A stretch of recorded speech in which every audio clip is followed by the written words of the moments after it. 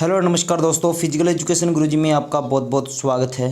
दोस्तों आज अपन most important 61 question करने वाले हैं, तो आप अपने स्कोर को भी चेक कर लीजिएगा। ये आपकी रिवीजन क्लास है, इसके अंदर आपकी तैयारी का आंकलन भी हो जाएगा कि हमें कितने % आ रहे हैं और हमें और कितनी तैयारी करने की आवश्यकता है। थर्ड ग्रेड के फॉर्म भरने की दिनांक बहुत कम रही है। किसी भी साथी ने अगर फॉर्म नहीं अप्लाई किया तो वो फॉर्म अप्लाई कर दे। सेकंड ग्रेड के अभी फॉर्म अप्लाई होना शुरू हुए हैं, फर्स्ट ग्रेड के पहले ही हो चुके हैं। तो आज अपन बात करेंगे, अपने स्कोर को देखते रहिए और कमेंट करके बता दीजिए कि हमारे इतने प्रश्न सही हो रही हैं। ये जो यूनिट है दोस्तों, छठी यूनिट से लिया गया है। छठी यूनिट से भी आपके 20 नंबर के क्वेश्चन आने वाले हैं, तो इसको आप वे में न लें। ये आपके 20 नंबर कवर कराने वाले टॉपिक हैं। तो चलिए पहले क्वेश्चन की बात कर लेते हैं। जो पहला क्वेश्चन है, पूर्व प्रतियोगिता तैयारी मदद करती है, यानी प्रतियोगिता से जो पूर्व तैयारी होती है वो किस तरह की मदद करती है। तो 3 ये ऑप्शन आपके सामने दिखाई दे रहे हैं। इसका राइट आंसर क्या होगा, जल्दी से कमेंट कर दीजिए। जी हाँ दोस्तों, इसका जो राइट आंसर होगा, प्रतियोगिता की सफलता की निश्चितता में, यानी हम जो प्रतियोगिता से पूर्व तैयारी करते हैं वो हमें प्रतियोगिता में सफलता दिलाने की निश्चितता यानी निश्चितता की ओर अग्रसर ले जाती है। ठीक है ना, निश्चितता की ओर ले जाती है। तो इसका राइट आंसर हो जाएगा सी। अगले प्रश्न की डिस्कस कर लेते हैं। अगला जो प्रश्न है, प्रशिक्षण काल में तैयारी काल 1 का उद्देश्य क्या होता है। तो इसका राइट आंसर क्या होगा, जल्दी से कमेंट करते रहिए और अपने आंसर भी चेक करते रहिए कि किसके कितने क्वेश्चन सही हो रहे हैं। तो इसका राइट आंसर हो जाएगा, यानी प्रशिक्षण काल के अंदर काल फर्स्ट का उद्देश्य क्या होता है। तो इसका राइट जो आंसर हो जाएगा दोस्तों, सी हो जाएगा। तकनीकी आधार का विकास करना, क्या हो जाएगा, तकनीकी आधार का विकास करना, सी इसका राइट आंसर हो जाएगा। अगले प्रश्न पर डिस्कस कर लेते हैं। अगला जो प्रश्न है, प्रशिक्षण काल में तैयारी काल सेकंड का उद्देश्य निम्न में से क्या है। फर्स्ट का तो अपने तकनीकी आधार का विकास है। अब बात कर लेते हैं कि तैयारी काल में सेकंड का उद्देश्य क्या होता है।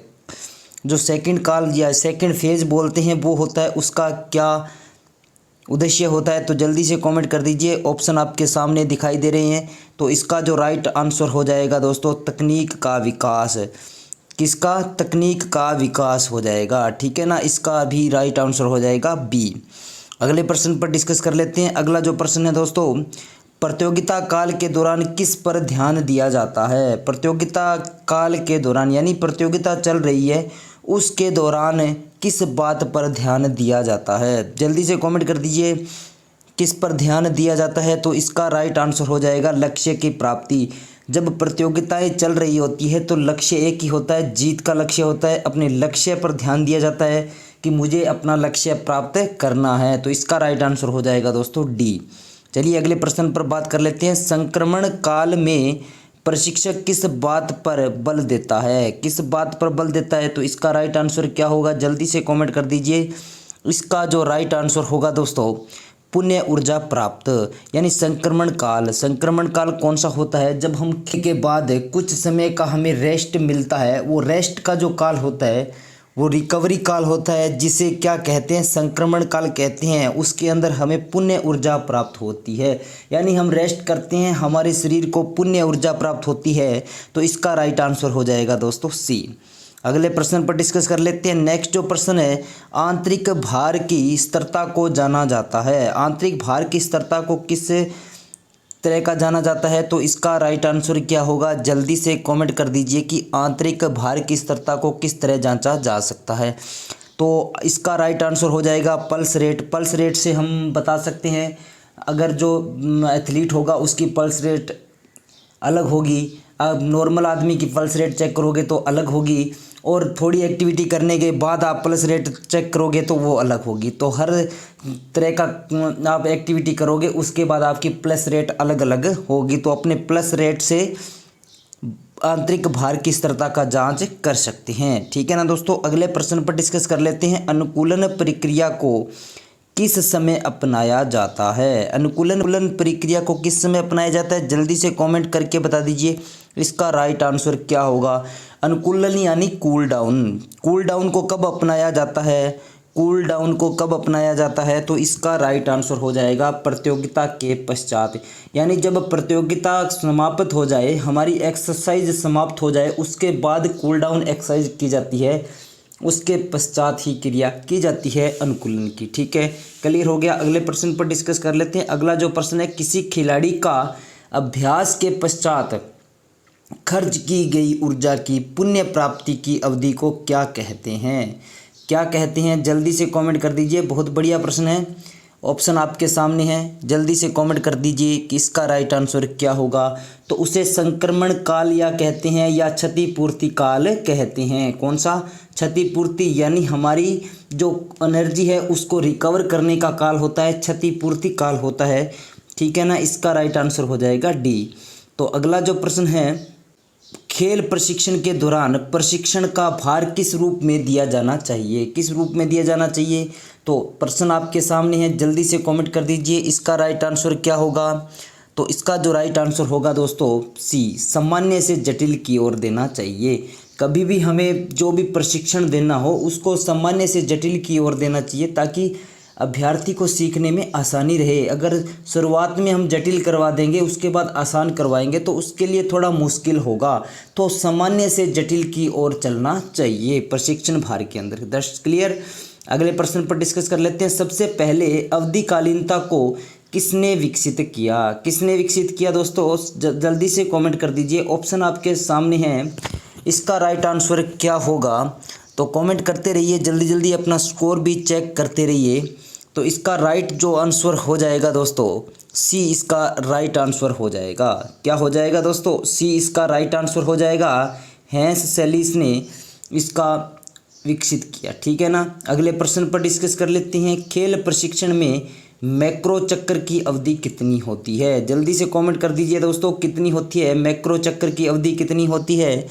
तो इसका राइट आंसर हो जाएगा दोस्तों 12 माह। कितना ही? 12 माह इसका राइट आंसर हो जाएगा।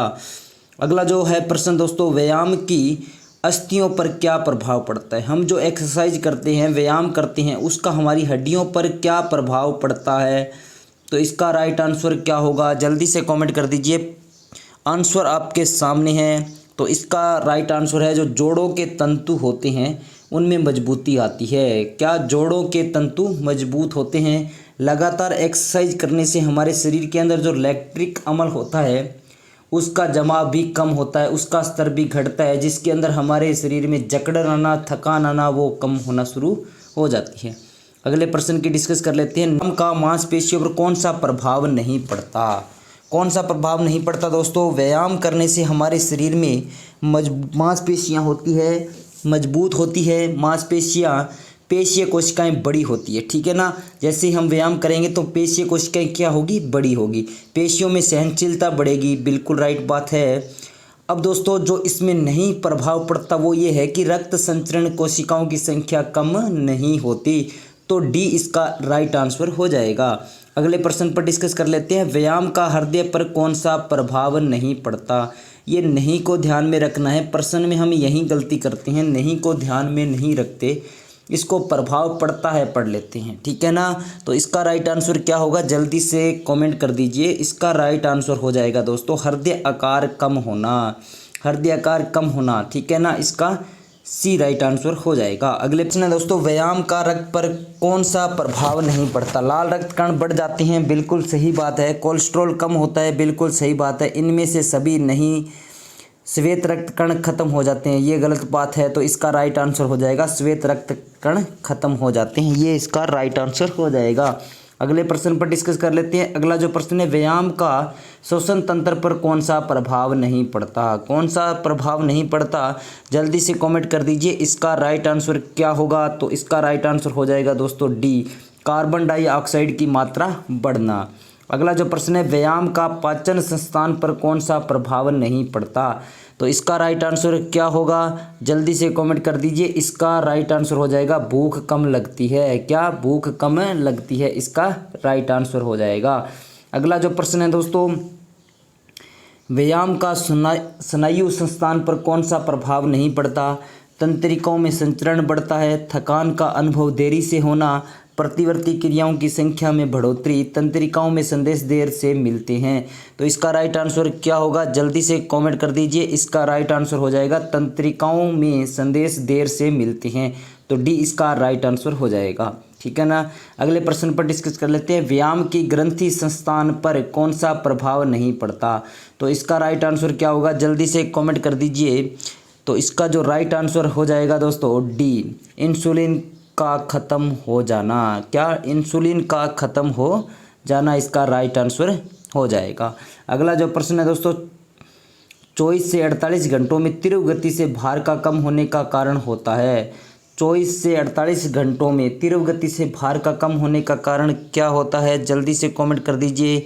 इसका राइट आंसर हो जाएगा दोस्तों पानी की कमी। क्या हो जाएगा, पानी की कमी। लैक्टिक एसिड का निर्माण होना, कठिन प्रशिक्षण लेना, उपवास करना, ये सभी लैक्टिक एसिड हमारे शरीर के अंदर लगातार एक्सरसाइज करने से हमारे शरीर के अंदर लैक्टिक एसिड की जो मात्रा है वो धीरे धीरे कम होना शुरू हो जाती है। तो इसका राइट आंसर हो जाएगा बी। चलिए अगले प्रश्न पर डिस्कस कर लेते हैं। नियोजित तरीके से किया गया भार प्रशिक्षण अत्यधिक विकास किस में करता है, किस में विकास करता है। तो इसका राइट आंसर हो जाएगा दोस्तों मांसपेशियां शक्तियों में। क्या मांसपेशी शक्तियों को बढ़ाता है। लगातार जो अपने भार प्रशिक्षण करते हैं उसमें मांसपेशियों शक्तियों को बढ़ाया जाता है। प्रश्न है दोस्तों, भार का प्रगमन होता है। भार का प्रगमन कहाँ से होता है। तो इसका राइट आंसर क्या होगा, जल्दी से कमेंट कर दीजिए। इसका राइट आंसर हो जाए रेखीय चरणबद्ध, ए और बी दोनों इसका राइट आंसर है। अगला जो प्रश्न है दोस्तों, निम्न में से किस काल में तकनीकी एवं स्थितिपरक का निरूपण होता है। तो इसका राइट आंसर क्या होगा, जल्दी से कमेंट कर दीजिए। इसका जो राइट आंसर हो जाएगा दोस्तों त्यारी काल फर्स्ट। क्या, त्यारी काल फर्स्ट इसका राइट आंसर हो जाएगा, बी इसका राइट आंसर है। अगले प्रश्न पर डिस्कस कर लेते हैं। अगला प्रश्न क्या है दोस्तों, कौन सी अवधि में लक्ष्यों की प्राप्ति मुख्य उद्देश्य होता है। कौन सी अवधि में लक्ष्य की प्राप्ति मुख्य उद्देश्य होता है, जल्दी से कमेंट कर दीजिए। इसका राइट आंसर क्या होगा। तो इसका राइट आंसर हो जाएगा दोस्तों प्रतियोगिता। लक्ष्यों की प्राप्ति का मुख्य उद्देश्य किसके अंदर होता है, प्रतियोगिता के अंदर हमारा लक्ष्य रहता है कि हमें विजय प्राप्त करनी है। अगला जो प्रश्न है दोस्तों, गामक योग्यताओं की पुण्य प्राप्ति की अवधि कौन सी है। जो गामक योग्यताएं हैं उनकी पुण्य प्राप्ति की जो अवधि कौन सी है दोस्तों, संक्रमण काल। कौन सी, संक्रमण काल। प्रश्न आपसे किसी भी तरीके से घुमा फिरा कर पूछा जा सकता है, लैंग्वेज बदल कर पूछा जा सकता है। तो आपको सभी प्रश्नों को ध्यानपूर्वक पढ़ना है। और यहाँ पर आपको लगातार एमसीक्यू सीरीज दी जा रही है, प्रश्न उत्तर दिए जा रहे हैं फिजिकल एजुकेशन भर्ती से रिलेटेड। और अपनी एक ये आंकलन क्लास चलेगी और एक अपनी आत्मक क्लास चलेगी, दोनों क्लासें साथ साथ चलेगी। तो आज अपनी आंकलन क्लास है जो इसमें अपने प्रश्नों पर डिस्कस करेंगे, आपके स्कोर को देखेंगे। सभी अपने स्कोर को कमेंट करके बताना कि हमारा कितना स्कोर बन रहा है, ठीक है ना। नेक्स्ट जो प्रश्न है, अधिक ऊंचाई पर 1 मिनट से अधिक दौड़ स्पर्धाओं में प्रदर्शन को महत्वपूर्ण रूप से प्रभावित करता है।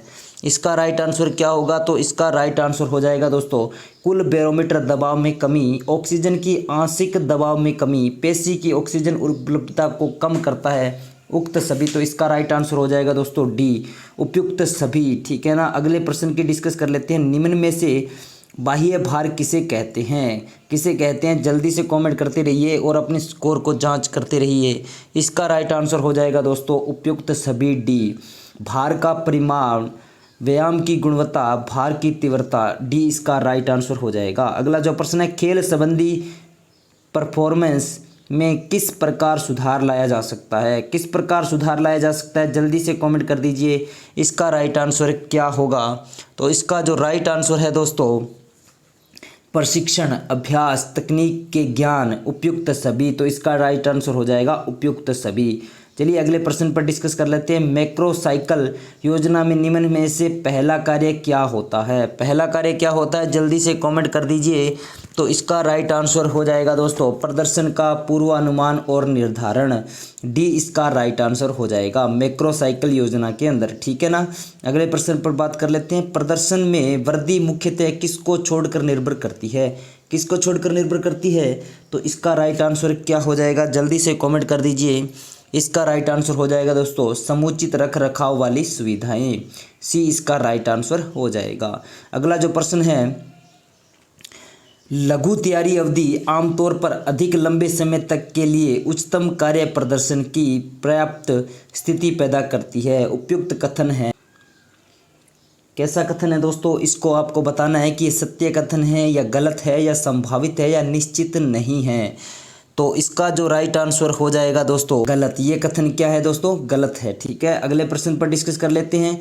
प्रशिक्षण के किस भाग में समूह प्रशिक्षण योजनाओं का इस्तेमाल बड़ी संख्या में एथलीटों की प्रशिक्षण सुविधाओं के अधिकतम उपयोग करने के लिए किया जाता है? तो इसका राइट आंसर क्या हो जाएगा दोस्तों, प्रारंभिक स्थिति। क्या हो जाएगा, प्रारंभिक स्थिति इसका राइट आंसर हो जाएगा। अगले प्रश्न पर डिस्कस कर लेते हैं। निम्न में से कौन सी अवस्था में खिलाड़ी की प्रदर्शन क्षमता कम होने लगती है? कौन सी स्थिति के अंदर है?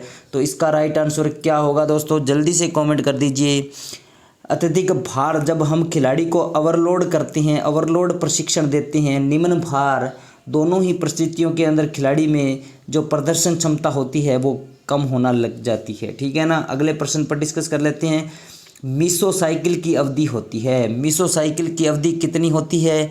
जल्दी से कमेंट कर दीजिए। इसका राइट आंसर क्या होगा, 4 से 6 सप्ताह। कितनी, 4 से 6 सप्ताह इसका राइट आंसर हो जाएगा। भार का निम्न में से किसके प्रदर्शन पर मिश्रित प्रभाव पड़ता है? किस, तो इसका राइट आंसर क्या होगा, जल्दी से कमेंट करके बता दीजिए। इसका राइट आंसर हो जाएगा दोस्तों बी, किशोरों पर। ठीक है ना। अगले प्रश्न पर डिस्कस कर लेते हैं।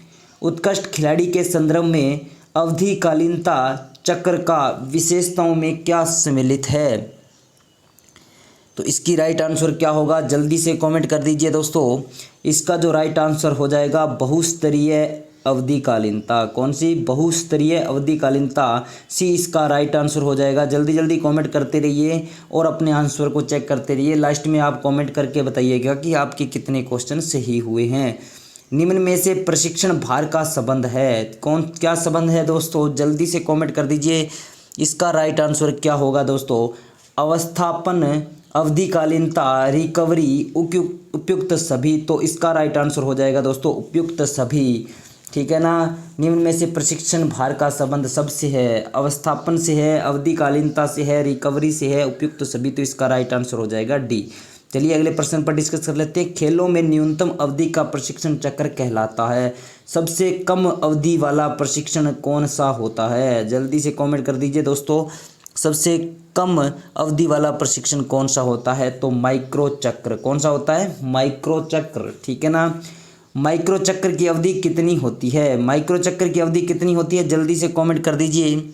माइक्रो चक्र की जो अवधि होती है 5 से 10 दिन होती है। कितनी होती है? 5 से 10 दिन तक माइक्रो चक्र की अवधि होती है। नौसिखिए खिलाड़ी में किसी कौशल के अधिग्रहण की प्रक्रिया होती है। अधिग्रहण की प्रक्रिया कैसे होती है? मंद होती है, लंबी होती है, तीव्र होती है या सभी होती है? तो इसका राइट आंसर क्या होगा, जल्दी से कमेंट कर दीजिए। नौसिखिया यानी जो खिलाड़ी सीखा हुआ नहीं है, बिल्कुल वैगनर बच्चा है। वैगनर बच्चे को अपने किसी भी कौशल के अंदर अगर लाएंगे तो वो धीरे धीरे मंद गति से सीखेगा, ना कि वो तीव्र गति से। ठीक है ना, मंद गति से सीखेगा। एक प्रक्रिया जो वैज्ञानिक और शैक्षणिक सिद्धांतों पर आधारित है, जिसे उच्च कार्य निर्वाह के लिए अपनाया जाता है, कहलाता है। क्या कहलाता है? जल्दी से कमेंट कर दीजिए। इसका राइट आंसर क्या होगा? राइट आंसर हो जाएगा प्रशिक्षण भार। क्या होगा? प्रशिक्षण भार। सी इसका राइट आंसर हो जाएगा। अगला प्रश्न है आपके सामने। सामान्य से ज़्यादा तनाव व प्रशिक्षण भार की प्रशिक्षण में आवश्यकता होती है। क्या आवश्यकता होती है? जल्दी से कमेंट कर दीजिए। इसका राइट आंसर क्या होगा? तो इसका राइट आंसर हो जाएगा अनुकूलन की, यानी कूल डाउन की, संक्रमण काल की। सामान्य से ज़्यादा तनाव व प्रशिक्षण भार के प्रशिक्षण में आवश्यकता होती है अनुकूलन की, यानी कूल डाउन की। उसको कुछ रेस्ट की आवश्यकता होती है। रिकवरी काल की, यानी उसे कुछ देर रेस्ट चाहिए होता है। तो इसका राइट आंसर हो जाएगा सी। निम्न में से 80 से 90% तीव्रता किस प्रशिक्षण विधि में होती है? तो इसका राइट आंसर क्या होगा? जल्दी से कमेंट कर दीजिए। प्रश्न आपके सामने, उत्तर भी आपके सामने है, जल्दी से कमेंट करना है। तो इसका राइट आंसर हो जाएगा संघनन अंतराल विधि। कौन सी? संघनन अंतराल विधि। अगला जो प्रश्न है दोस्तों, खेलों में शिखर प्रदर्शन आधारित है। किस पर आधारित है? प्रशिक्षण पर, मनोवैज्ञानिक पर, आहार, उपकरण, किस पर आधारित है? जल्दी से कमेंट कर दीजिए। तो इसका राइट आंसर हो जाएगा प्रशिक्षण पर। प्रदर्शन को बेहतर बनाने के लिए हमें क्या आवश्यकता पड़ती है? प्रशिक्षण की आवश्यकता पड़ती है। निरंतर प्रशिक्षण ही हमें खेलों में और शिखर तक यानी और अधिक सुधार ला सकता है। प्रशिक्षण ही एक माध्यम है। अगला जो प्रश्न है, अधिकतम सामान्य भार को कहते हैं। अधिकतम सामान्य भार को क्या कहते हैं? जल्दी से कमेंट कर दीजिए। तो इसका राइट आंसर हो जाएगा दोस्तों क्रेस्ट भार, सी इसका राइट आंसर हो जाएगा। अगला जो भार है, अधिभार के सिद्धांत है। अधिभार के सिद्धांत क्या है? जल्दी से कमेंट कर दीजिए। इसका राइट आंसर क्या होगा? प्रश्न आपके सामने है, उत्तर भी आपके सामने है, जल्दी से जवाब आपको देना है। तो इसका राइट आंसर हो जाएगा दोस्तों सी, भार सामान्य से अधिक की ओर। अधिभार का सिद्धांत क्या है? भार हमें सामान्य से अधिक की ओर देना चाहिए, यानी सामान्य से जटिल की ओर। वो प्रश्न वापस रिवाइज हो गया, ठीक है ना। अगला जो प्रश्न है, निम्न में से कौन सा खेल प्रशिक्षण की अवधिकालीनता से संबंधित नहीं है? जल्दी से कमेंट कर दीजिए, कौन सा खेल प्रशिक्षण अवधिकालीनता से संबंधित नहीं है? जल्दी से कमेंट करते रहिएगा। इनमें से कोई नहीं, डी इसका राइट आंसर हो जाएगा। ये बाकी सभी क्या है? खेल प्रशिक्षण की अवधिकालीनता से संबंध रखते हैं, तीनों के तीनों, और इनमें से कोई नहीं, डी इसका राइट आंसर हो जाएगा। चलिए अगले प्रश्न पर डिस्कस कर लेते हैं। नेक्स्ट जो प्रश्न है आपके सामने, प्रशिक्षण चक्र में निम्न में से प्रथम पद होना चाहिए। प्रथम पद किसका होना चाहिए? तो इसका राइट आंसर हो जाएगा लक्ष्य निर्धारण का। सबसे पहले प्रथम आपको क्या होना चाहिए? लक्ष्य होना चाहिए। जीत का आपका लक्ष्य निर्धारण होना चाहिए। प्रशिक्षण लेने से पहले आपके पास लक्ष्य होना चाहिए कि मुझे ये हासिल करना है। भार के विशिष्टताओं के सिद्धांत के अनुसार साइक्लिस्ट को क्या करना चाहिए? क्या करना चाहिए? इसका राइट आंसर क्या है? जल्दी से कमेंट कर दीजिए। तो इसका राइट आंसर हो जाएगा दोस्तों सी, वजन प्रशिक्षण। कौन सा? वजन प्रशिक्षण, सी इसका राइट आंसर हो जाएगा। अगला जो प्रश्न है, खेलों में मनोभावनाओं के प्रशिक्षण को सर्वोत्तम विधि है। कौन सी विधि है? जल्दी से कमेंट कर दीजिए। तो इसका राइट आंसर हो जाएगा दोस्तों उदात्तीकरण, सी इसका राइट आंसर हो जाएगा।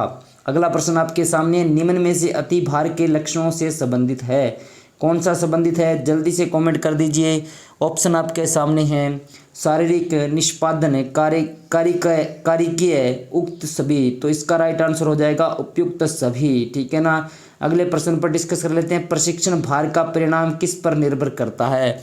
किस पर निर्भर करता है? तो इसका राइट आंसर हो जाएगा भार आयतन के। किस पर? भार आयतन पर, कि हम उसको भार कितना देते हैं, कितना वर्कलोड देते हैं, ठीक है ना। अगला जो प्रश्न है, अधिक भार प्रशिक्षण करने से मांसपेशियों को बढ़ाना क्या कहलाता है? मांसपेशियों को बढ़ाना क्या कहलाता है? जल्दी से कमेंट कर दीजिए। इसका राइट आंसर क्या होगा? तो इसका राइट आंसर है दोस्तों मांसपेशी एट्रोफी। क्या? मांसपेशी एट्रोफी, सी इसका राइट आंसर हो जाएगा। अगला जो प्रश्न है, निम्न में से बाह्य भार की मात्रा का संबंध किससे है? किससे है दोस्तों? जल्दी से कमेंट कर दीजिए। इसका राइट आंसर क्या होगा? भार आयतन, भार की तीव्रता, व्यायाम की गुणवत्ता, उपयुक्त सभी। तो इसका राइट आंसर हो जाएगा उपयुक्त सभी, डी इसका राइट आंसर हो जाएगा। अगला प्रश्न है, निम्न में से भार वृद्धि के सिद्धांत के रूप में संबंधित है। क्या संबंधित है दोस्तों? जल्दी से कमेंट कर दीजिए। इसका राइट आंसर हो जाएगा दोस्तों सी इसका राइट आंसर हो जाएगा रेखा विधि। कौन सी विधि? रेखा विधि, ठीक है ना। अगला जो प्रश्न है दोस्तों, प्रशिक्षण भार को ज्ञात करने के वस्तुनिष्ठ माध्यम में से कौन सा है? वस्तुनिष्ठ माध्यम से में से कौन सा है? जल्दी से कमेंट कर दीजिए। तो इसका राइट आंसर हो जाएगा दोस्तों ऑक्सीजन का उपयोग। क्या हो जाएगा? ऑक्सीजन का उपयोग, इसका राइट आंसर हो जाएगा डी। अगला प्रश्न है, प्रदर्शन में बढ़ोतरी करने के लिए निम्न प्रतियोगिताओं में खिलाड़ी को प्रारंभ में किस में भाग लेना चाहिए? किस में भाग लेना चाहिए? जल्दी से कमेंट कर दीजिए। इसका राइट आंसर क्या होगा? इसका जो राइट आंसर है दोस्तों निर्माण प्रतियोगिता। क्या होगा? निर्माण प्रतियोगिता, इसका राइट आंसर हो जाएगा। अगला जो प्रश्न है दोस्तों, सबसे उच्च स्तरीय खिलाड़ी को प्रशिक्षण किस प्रतियोगिता में सर्वश्रेष्ठ प्रदर्शन को ध्यान में रखकर दिया जाता है? तो इसका राइट आंसर क्या होगा? जल्दी से कमेंट कर दीजिए। मुख्य प्रतियोगिता, यानी किसी भी खिलाड़ी को अगर हम प्रशिक्षण दे रहे हैं तो उसको जो फाइनल प्रतियोगिता है, मुख्य प्रतियोगिता है, उसको मद्देनज़र रखते हुए ही उसके प्रदर्शन को और बेहतर बनाया जाएगा। चलिए अगले प्रश्न पर बात कर लेते हैं। अवधिकालीनता में कौन से काल में खिलाड़ी के प्रशिक्षण में मजबूत आधार के निर्माण का उद्देश्य रखा जाता है? तो इसका राइट आंसर क्या होगा दोस्तों? जल्दी से कमेंट कर दीजिए। तैयारी काल, बी इसका राइट आंसर हो जाएगा। क्या? तैयारी काल, बी इसका राइट आंसर हो जाएगा। प्रतियोगिताओं की जटिलता से आराम तथा ऊर्जा स्रोत के पुनर्भरण की अवधि कौन सी कहलाती है? कौन सी कहलाती है दोस्तों? जल्दी से कमेंट कर दीजिए। ये प्रश्न काफ़ी बार आ चुका है, इसकी लैंग्वेज बदल कर प्रश्न दिया गया है, तो आपको इसका राइट आंसर बताना है। जल्दी से कमेंट कर दीजिए। इसका राइट आंसर है दोस्तों संक्रमण काल, रिकवरी काल, संक्रमण काल। ठीक है ना। प्रश्नों की लैंग्वेज बदल बदल कर आ सकती है, लेकिन आपको ध्यानपूर्वक पढ़ना है। अवधिकालीनता के निर्धारण में किस अवधि में खिलाड़ी के उच्च प्रदर्शन अवस्था को ध्यान में रखा जाता है? तो इसका राइट आंसर क्या होगा? जल्दी से कमेंट कर दीजिए। लास्ट प्रश्न आपके सामने है। इसका राइट आंसर हो जाएगा प्रतियोगिता काल। क्या होगा? प्रतियोगिता काल। तो दोस्तों आप सबके कितने प्रश्न सही हो रहे हैं, जल्दी से कमेंट करके बता दीजिए कि आपके इतने प्रश्न सही हो रहे हैं। वीडियो आपको थोड़ा सा भी यूजफुल लगा है तो वीडियो को ज़्यादा से ज़्यादा शेयर कर दीजिएगा। ऐसे ही मोस्ट इंपॉर्टेंट क्वेश्चनों की सीरीज़ यहाँ पर चलती रहती है, तो आप रोज़ाना इस वीडियो को चेक करें। आपको यूट्यूब पर रोज़ाना वीडियो प्रोवाइड करवाई जा रही है, और ज़्यादा से ज़्यादा शेयर करें। चैनल पर पहली बार विजिट कर रहे हैं तो चैनल को सब्सक्राइब करके बेल आइकन को प्रेस कर दीजिए। तो मिलते हैं ऐसे ही कोई इन्फॉर्मेटिव वीडियो के साथ। तब तक जय हिंद, जय भारत, वंदे मातरम।